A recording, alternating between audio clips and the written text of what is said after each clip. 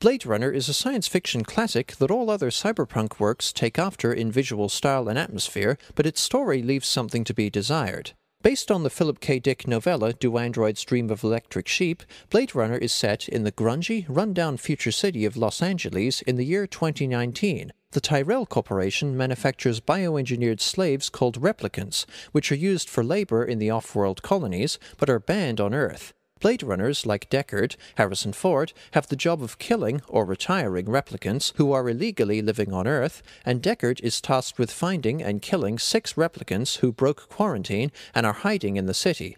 Blade Runner investigates the blurred line between imitation and reality, mainly through the antagonist Roy Batty.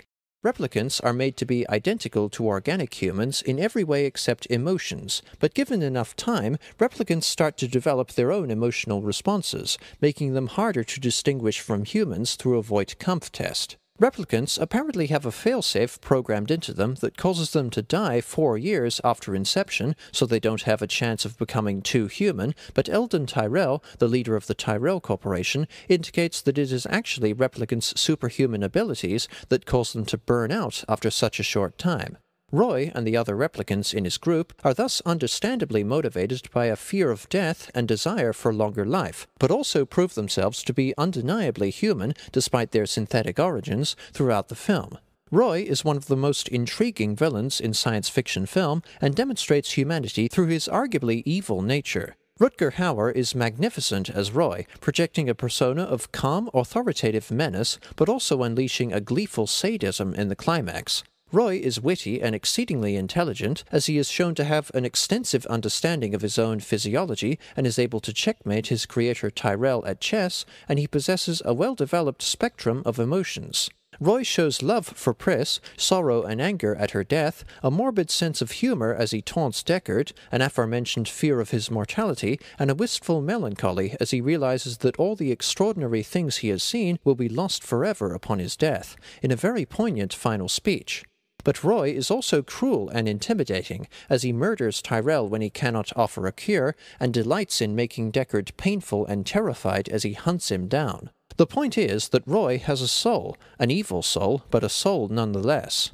An awareness of mortality is a uniquely human trait, as far as we know. Many animals can tell when they are about to die, but only humans constantly know that they will die someday.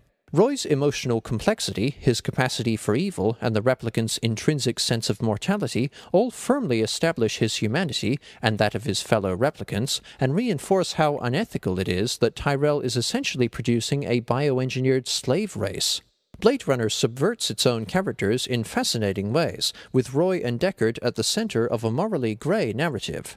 Deckard is a reluctant murderer, Roy is both malevolent and sympathetic. Pris is a seemingly sweet, innocent teenager, but is also a manipulative temptress and vicious fighter, and Tyrell, who at first appears to be a benevolent, godlike figure, is really a heartless slave driver. The replicants, led by Roy, are violent and must be stopped, but at the same time they have a right to be on Earth and seek the freedom and proper life denied to them. Blade Runner investigates what makes us human, with the villain as the most compelling case for artificial creation having nothing to do with the soul.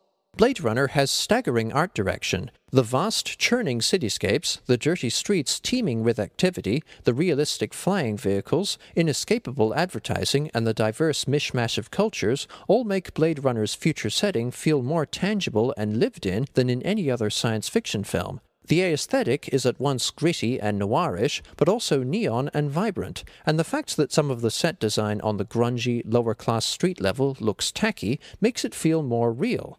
I now see what huge stylistic debt later films like Judge Dredd, The Fifth Element, Johnny Mnemonic, and even Immortal and Franklin owe to Blade Runner.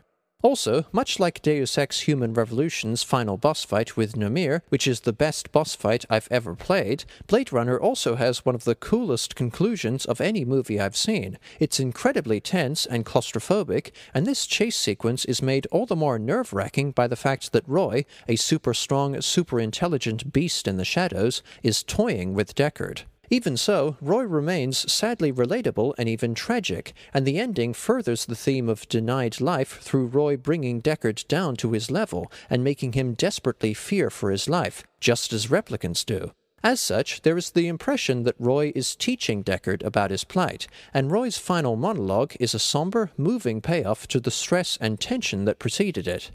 Blade Runner has many elements of greatness, such as its highly intriguing villain and how he engages with the issue of what makes us human, the stunning, hugely influential art direction, the fantastic ending, and the beautiful synthesized score by Vangelis. But the plot really isn't very good.